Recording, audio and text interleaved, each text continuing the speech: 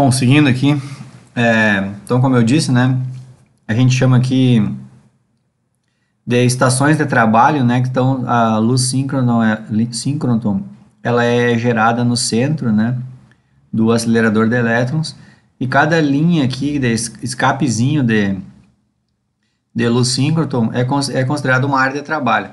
Quem se interessar, pode botar no Google aí foto, tem um monte de foto aqui do povo trabalhando lá dentro, assim, dá bem para ver essa parte interna aqui, grandona. E sempre o aparato, os laboratórios, aqui é a sala das pessoas, dos pesquisadores, né? E ele foi construído para ter 40 estações, né? De trabalho aqui. Então, as estações sempre é no sentido da escape da luz síncroton aqui do acelerador de elétrons. E aí é feito vários tipos de pesquisa, né?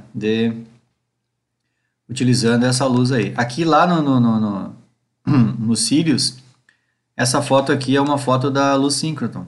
É claro que a gente só está vendo a região visível dela, né? Mas é uma foto da luz, bem legal, né? Aqui um exemplo de um dos projetos que é possível, né? Um dos trabalhos que é possível de ser feito. Esse aqui, se não me engano, não foi feito lá. Esse aqui acho que eu peguei do outro artigo. Mas é um exemplo aqui, ó, se mediu selênio em proteínas, né? E essas proteínas elas foram separadas por eletroforese em placa.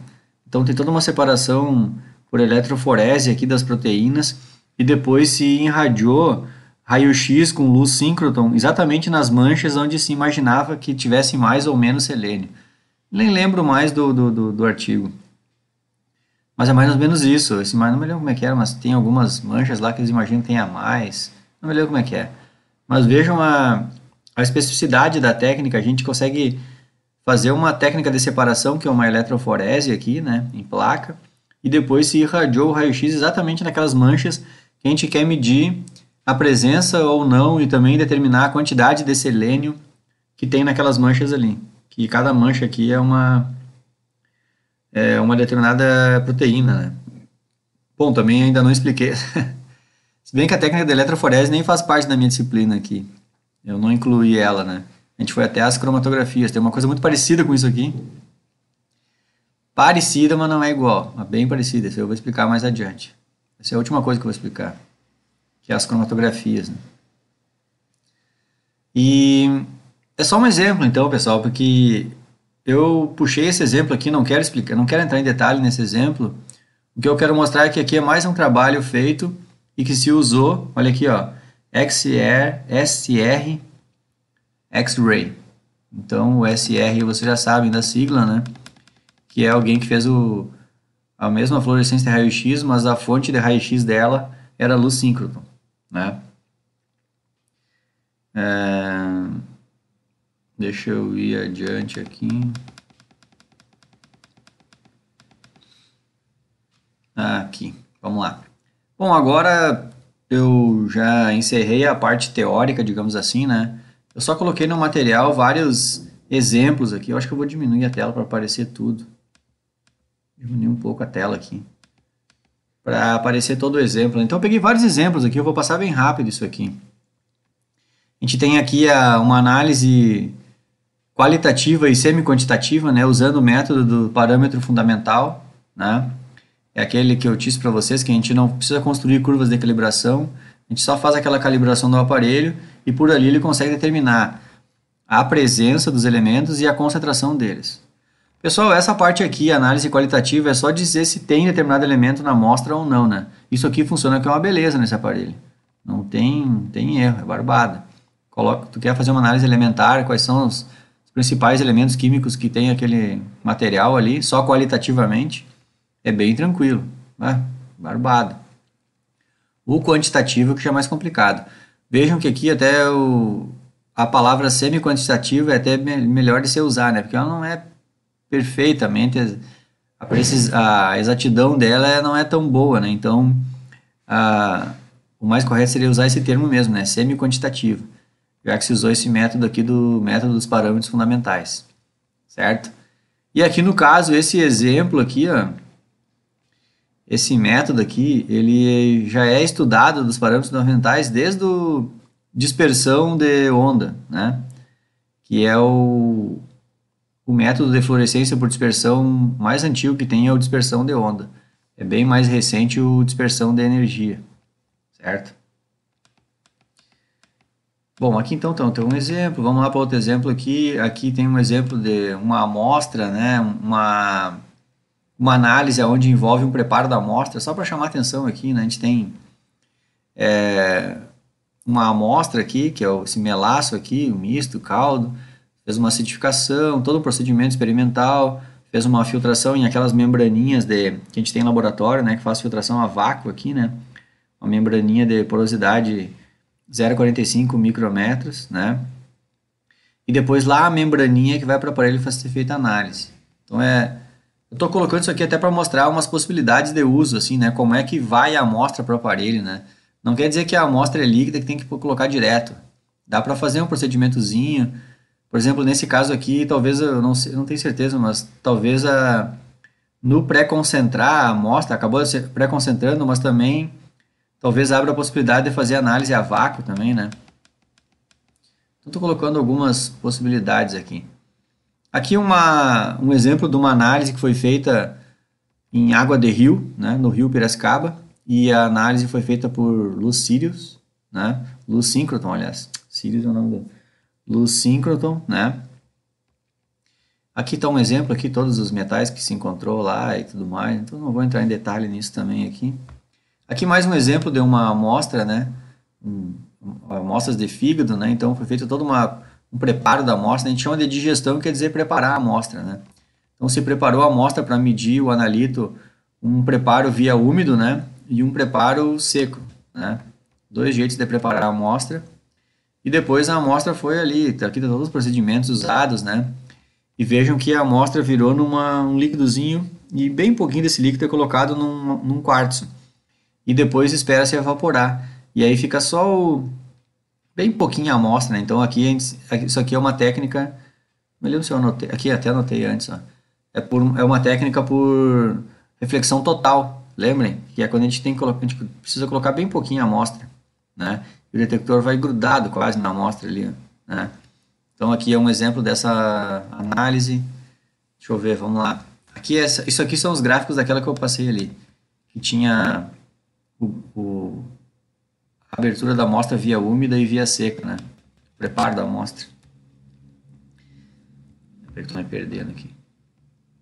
Então tá aqui já a amostra, né? O fígado via úmida. Então aqui tá os metais que se encontrou no fígado lá, né?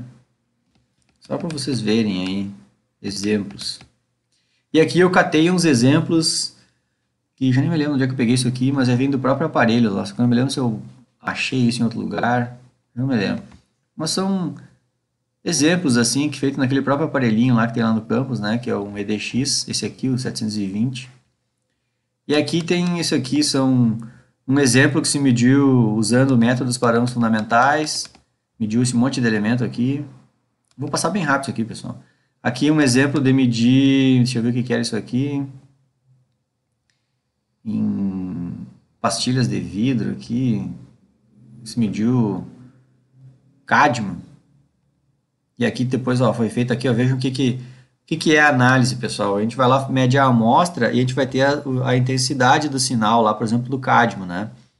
E aí depois a gente pega esses valores de intensidade aqui, ó, que é dado em microampere, né? É contagem por segundo por microampere. Esses valores aqui a gente plota numa curva de calibração. Então a gente faz uma solução padrão, que a gente sabe as concentrações, né? E aí muito provavelmente isso aqui foi feito uma adição padrão, inclusive, ó. Não, aqui é a curva de calibração. Eu não sei se foi feita adição padrão ou não.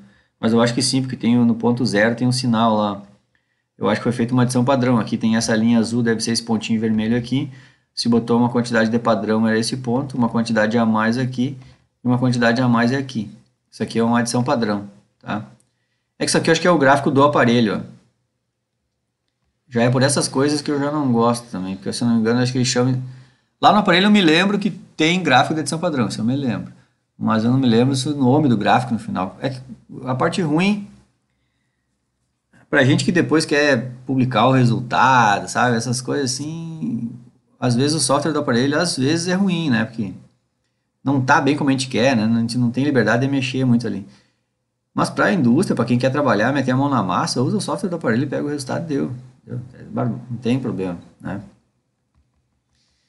E deixa eu ver aqui, tá, esse aqui é só mais um exemplo, vamos adiante aqui, não vou demorar muito nisso, né?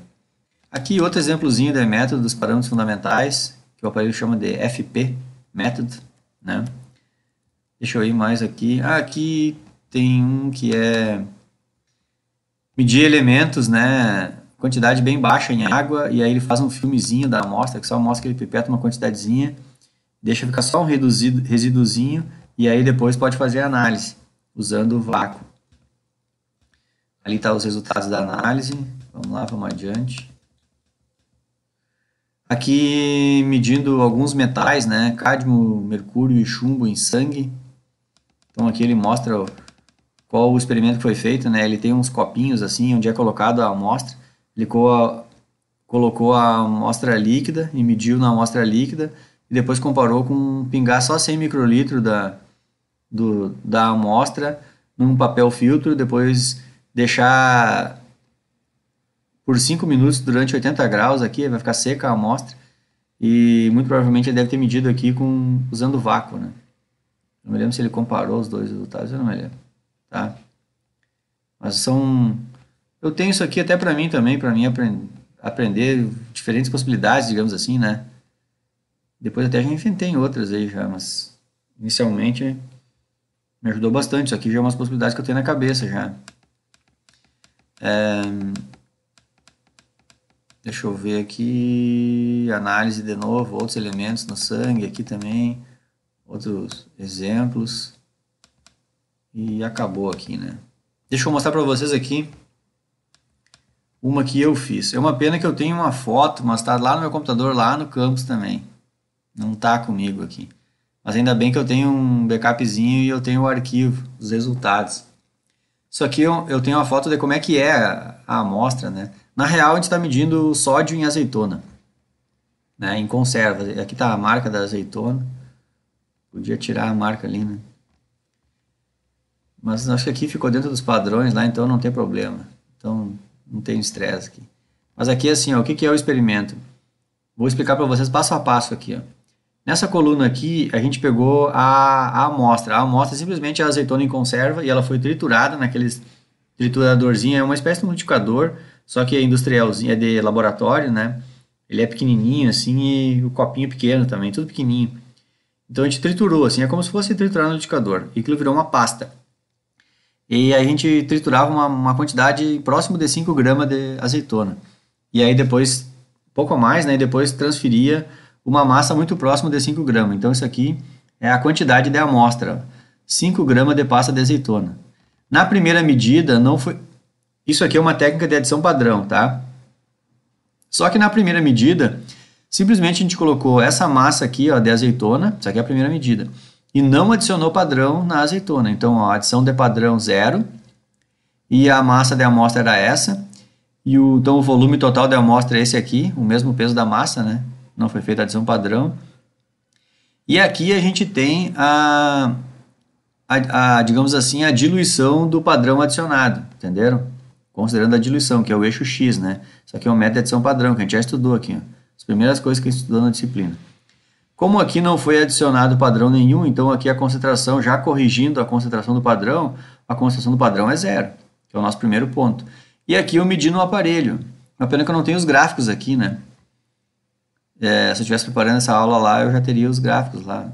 Aqui não tenho, mas aí eu peguei o sinal do sódio aqui, né? Que é o projeto do sódio. É que eu tenho um outro projeto lá que também mede cobre, no mesmo aparelho. Então, assim, eu tenho os sinais do sódio e aqui em microampere, ó, é a altura daquele pico lá, sabe? Sabe aqueles gráficos que a gente já passou aqui? É esse aqui, ó. O aparelho dá o resultado, ele me dá assim, do sódio lá, por exemplo, ele me dá lá em microampere quanto que foi a altura desse sinal aqui. É isso que eu estou falando. Então, esses resultados aqui eu fiz medidas em triplicata, ó. Eu medi uma vez, depois eu medi de novo, depois eu medi de novo. Isso aqui é a média das medidas. E aqui eu desvio padrão das medidas. E aqui do lado o desvio padrão relativo. Aí tá acabando meu tempo aqui, vou